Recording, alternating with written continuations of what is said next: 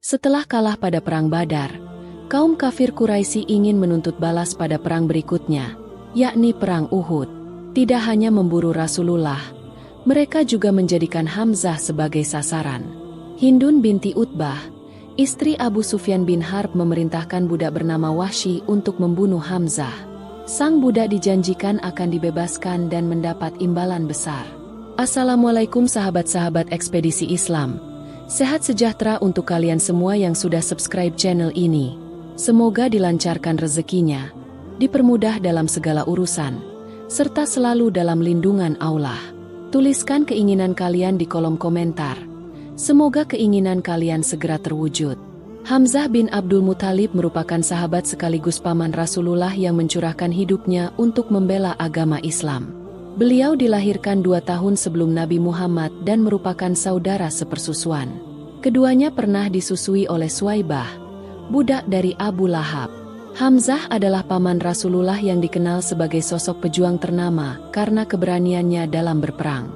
Ia merupakan penunggang kuda tersohor pada Perang Uhud dan Perang Badar. Hamzah dijuluki sebagai singa Aulah karena saat bertempur bagaikan singa yang mengamuk, tanpa rasa takut, dan tak ada tandingannya. Tumbuh sebagai sosok yang pandai berperang, Hamzah dipercaya Rasulullah menjadi panglima militer pertama bagi umat muslim. Hamzah juga beberapa kali dipercaya oleh Nabi Muhammad untuk memimpin pasukan Islam dalam pertempuran, salah satunya dalam Perang Badar. Setelah itu, Hamzah kembali terlibat dalam pertempuran, yakni dalam Perang Uhud, yang merupakan lanjutan dari Perang Badar antara kaum muslim dengan kaum Quraisy. Sosok-sosok terkemuka dalam sejarah Islam seringkali menjadi inspirasi bagi umat muslim di seluruh dunia. Salah satu tokoh yang patut dikenal dan dihormati adalah Hamzah bin Abdul Muthalib, yang dikenal sebagai salah satu pahlawan Islam. Setelah kekalahan telak kaum Quraisy di Perang Badar, mereka merasa malu dan ingin membalas dendam. Abu Sufyan memimpin pasukan Quraisy yang berjumlah sekitar 3.000 orang menuju Madinah. Kaum muslimin di bawah komando Nabi Muhammad bersiap menghadapi mereka dengan pasukan yang lebih kecil, yaitu sekitar 700 orang. Nabi Muhammad dan para sahabat memutuskan untuk menghadapi pasukan Quraisy di dekat Gunung Uhud. Lokasi ini dipilih untuk memanfaatkan medan yang menguntungkan. Pasukan muslimin menempatkan pemanah di bukit untuk melindungi sayap mereka dari serangan pasukan berkuda musuh. Setelah itu perang massal pun berkecamuk. Pedang saling berdentingan. Kaum musyrikin sempat berusaha sebanyak 3 kali untuk menembus pertahanan kaum muslimin, tetapi dapat digagalkan oleh pasukan pemanah sehingga mereka pun mundur. Umat Islam saat itu tengah diuji dengan kebaikan dan mereka mampu memperlihatkan kepahlawanannya, sehingga membuat kaum musyrikin lemah tak berdaya. Tokoh yang menjadi sasaran utama dalam pertempuran ini adalah Nabi Muhammad dan Hamzah bin Abdul Muthalib. Rencananya Hamzah akan ditangkap secara keji oleh seorang budak bernama Wahsy, yang dikirim kaum kafir Quraisy. Wahsy diberi tugas untuk membunuh Hamzah dan apabila berhasil, ia akan dibebaskan dari perbudakan. Akhirnya kedua pasukan ini bertemu di dekat Jabal Uhud dan terjadilah pertempuran hebat. Hamzah memimpin sebagian kaum muslimin dan mulai menyerang dari arah kiri serta kanan. Seluruh pasukan kaum muslimin bergerak maju secara serentak, sampai akhirnya puncak kemenangan sudah hampir dicapai oleh kaum muslimin. Dari pasukan kafir, sudah dipelajari bagaimana karakteristik pasukan orang-orang muslim saat berperang, dan disimpulkan bahwa mereka tidak hanya semangat karena imannya, tetapi juga senang menikmati kemenangannya dengan cara mengejar harta rampasan perang. Namun, situasi berubah ketika pasukan pemanah muslim, yang diperintahkan oleh Nabi untuk tetap di bukit, tergoda oleh harta rampasan perang dan meninggalkan pos mereka. Dengan meninggalkan posisi strategis mereka, pasukan pemanah muslim membuka celah bagi pasukan berkuda Quraisy untuk menyerang dari belakang. Khalid bin Walid menyadari tentang keadaan itu.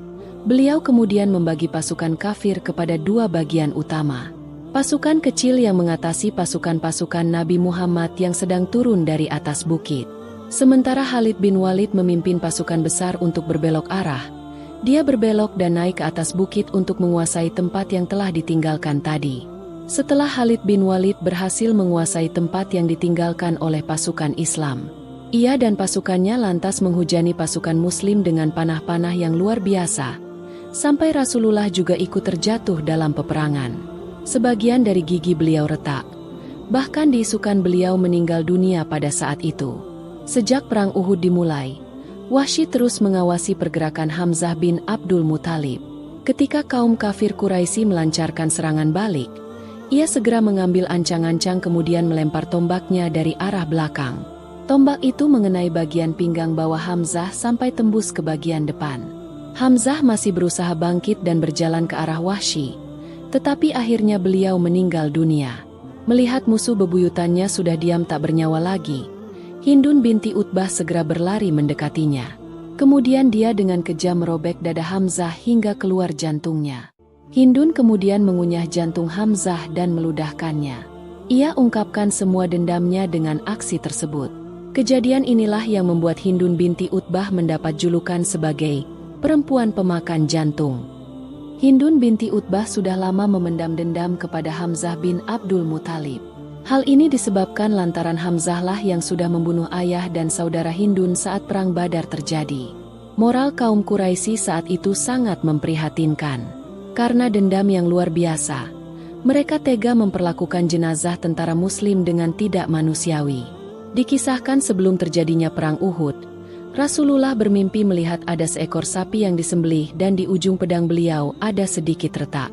Dalam mimpinya itu, Rasulullah juga menghunus pedang namun pegangan pedangnya lepas. Kemudian Rasulullah menghunus pedangnya lagi. Kali ini pegangan pedangnya kembali utuh. Kemudian, Rasulullah memberikan tafsiran atas mimpinya itu. Sapi yang disembelih mengisyaratkan bahwa ada sahabat beliau yang gugur. Sementara ujung pedang beliau yang retak dimaknai bahwa ada salah seorang keluarganya yang akan wafat. Benar saja, pada saat perang Uhud, paman Rasulullah, Hamzah, gugur setelah ditombak Wahsy. Beberapa pasukan umat Islam yang notabene sahabat Rasulullah juga wafat dalam peperangan itu. Hamzah bin Abdul Muthalib gugur dalam perang Uhud sebagai syahid atau orang yang tewas karena berperang di jalan Allah. Menurut kisah, tubuh Hamzah sudah tidak lagi utuh saat ditemukan. Badannya sudah dirobek dan jantungnya telah diambil. Rasulullah sangat bersedih begitu melihat jasad pamannya. Tubuh Hamzah kemudian dibalut dengan kain kafan yang dibawakan oleh saudarinya, Syafiyah. Kematiannya sungguh meninggalkan duka yang mendalam bagi Rasulullah. Bahkan dalam sebuah riwayat disebutkan bahwa Rasulullah menangis terisak-isak saat melihat jasad pamannya itu. Hamzah bin Abdul Muthalib ketika wafat tidak dimandikan. Hal ini disebabkan beliau meninggal saat berperang di jalan Allah. Setelah perang Uhud usai, Rasulullah bersama kaum muslimin lainnya mengumpulkan jenazah para syuhada yang berjumlah sekitar 70 orang untuk didoakan dan disalatkan.